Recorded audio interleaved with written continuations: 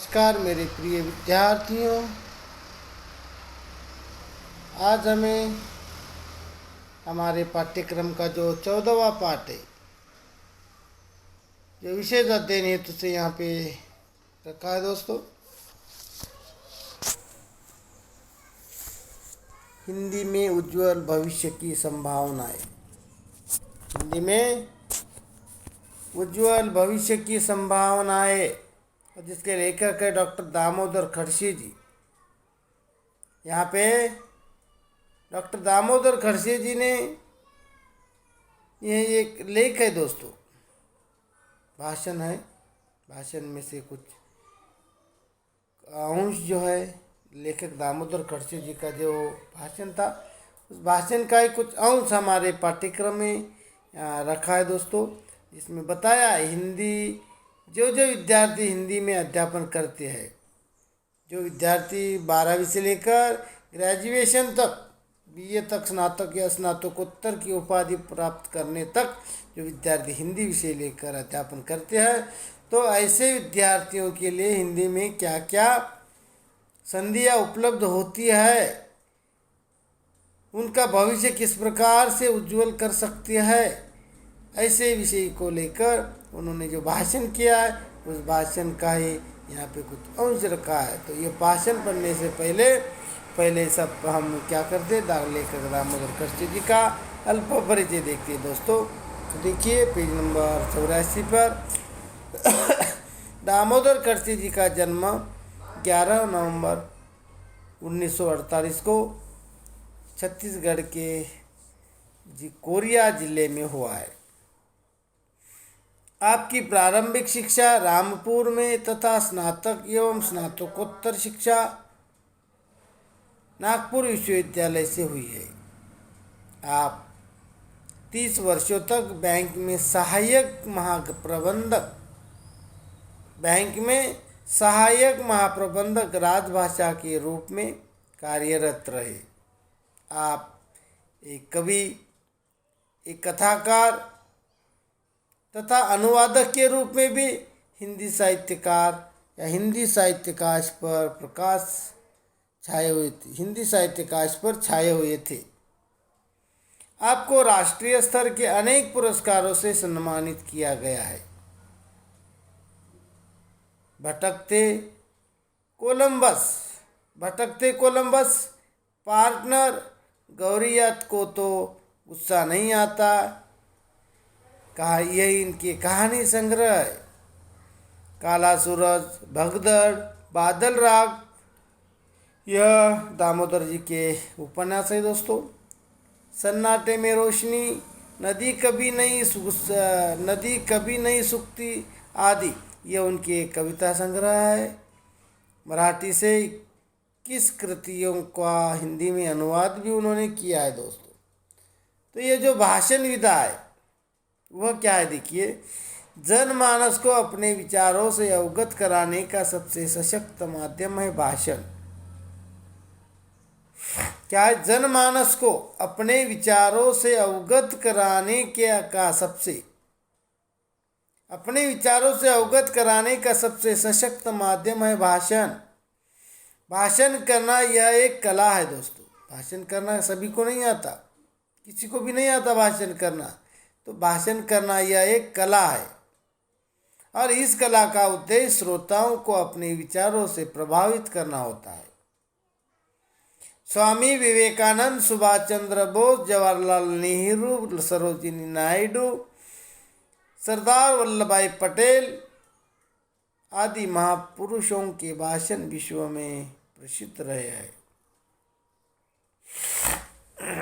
पाठ परिचय देखिए दोस्तों। प्रस्तुत पाठ में ले भाषण का संकलित अंश दिया गया है। यह जो पाठ है, हमें जो अध्यापन करना है, वह पाठ भाषण का एक संकलित अंश है दोस्तों। हिंदी के माध्यम से रोजगार की बढ़ती संभावनाओं से संबंधित विचार प्रस्तुत करना लेखक के भाषण का मुख्य उद्देश्य रहा है। लेखक के अनुसार आज कई क्षेत्रों में हिंदी के आधार पर रोजगार के अवसर उपलब्ध है। आवश्यकता है आवश्यकता है अपना क्षेत्र चयन करने की। देश विदेश में हिंदी भाषा के बढ़ते महत्व को वक्ता ने सहज स्वाभाविक तथा राजनीतिपरक या सहज स्वाभाविक तथा जानकारीपरक ढंग से विद्यार्थियों के सम्मुख ये प्रस्तुत लिख रखा है। तब लेखक कहते हैं मित्रों, आज मैं आप सभी को इस बात से अवगत कराना चाहता हूँ कि हिंदी सीखकर तथा हिंदी का अध्ययन कर आप अपने भविष्य को कैसे उज्जवल बना सकते हैं। देखो दोस्तों, यहाँ पे शुरुआत में जब लेखक कहते हैं कि नमस्कार मित्रों, आज मैं आप सभी को इस बात से अवगत कराना चाहते हैं, इस बात से परिचित कराना चाहते हैं कि जो विद्यार्थी हिंदी लेकर हिंदी भाषा का चयन करके उस भाषा को सीखते हैं और उसके माध्यम से हिंदी का अध्ययन करते हैं और अपना भविष्य बनाना चाहते हैं, ऐसे विद्यार्थियों को कह रहे हैं कि जो विद्यार्थी हिंदी सीख कर तथा हिंदी का अध्ययन करके आप अपने भविष्य को किस प्रकार से उज्जवल कर सकते हैं, इसके बारे में लेखक कहना चाहते हैं। आप जानते ही है कि विश्व स्तर पर हिंदी का अपना एक अलग सा महत्वपूर्ण स्थान है। हिंदी में निपुणता प्राप्त व्यक्ति न केवल रचनात्मक रूप से बल्कि व्यावसायिक रूप से भी सफल हो जाता है। केवल व्यावसायिक रूप से ही नहीं या केवल रचनात्मक रूप से ही नहीं, रचनात्मक और व्यावसायिक रूप दोनों से ही वह सफल हो जाता है। लेकिन आगे कहते, आप में से अनेक विद्यार्थियों के मन में इस बात को लेकर प्रश्न होंगे कि क्या हिंदी को करियर के रूप में हम अपना सकते हैं। लेखक यहाँ पे कह रहे हैं कि आप विद्यार्थियों के मन में बहुत सारे प्रश्न होंगे कि हिंदी को लेकर करियर अपना बना सकते हैं क्या, ऐसे अनेक सवाल होंगे आपके मन में। तब लेखक कहते हैं, हिंदी में निपुणता प्राप्त कर या विशेष अध्ययन कर हम किन क्षेत्रों में रोजगार पा सकते हैं। मैं आपको बताना चाहता हूँ कि हिंदी अनेक संभावनाएं लिए हुए है। हिंदी ने जनभाषा, संपर्क भाषा, विज्ञापन भाषा, मीडियम भाषा या मीडिया की भाषा जैसे अनेक रूपों को अपने भीतर संजोया है। हिंदी का ज्ञान, हिंदी की विशेषताएं एक विशाल जगत से हमारा परिचय करवाती है। हिंदी में रोजगार है और रोजगार के लिए हिंदी भी है। हिंदी में रोजगार तो अवश्य है और रोजगार के लिए भी हिंदी है। अब मैं आपको बताना चाहता हूँ कि किस तरह से हिंदी में रोजगार के विपुल अवसर उपलब्ध है और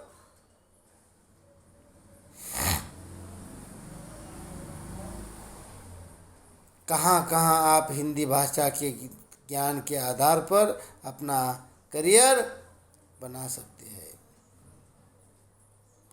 यह तो आप सबको ज्ञात है ही। ये तो आप सबको ज्ञात है कि दुनिया ने वैश्वीकरण के दौर में प्रवेश कर लिया है। बाजार और व्यवसाय ने देश की सीमाएं लांघ ली है। अगर कोई देश किसी दूसरे देश में व्यापार करना चाहता है तो उसे उस देश की स्थानीय भाषा से अवगत होना पड़ता है। भारत में भी बहुराष्ट्रीय कंपनियां अपने उत्पाद बेचने के लिए हिंदी और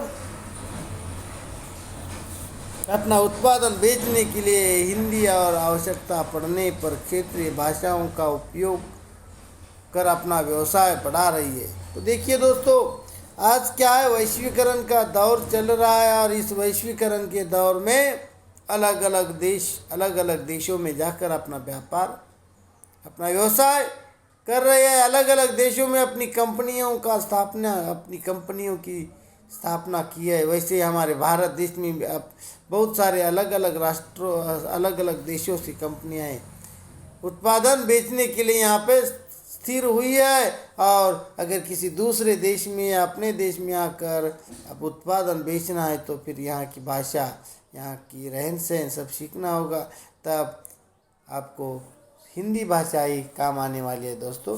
तो ठीक है, आज के लिए हम यहीं पे रुकते हैं, बाकी का जो भाषण है हम कल की कलास में देखते हैं। धन्यवाद।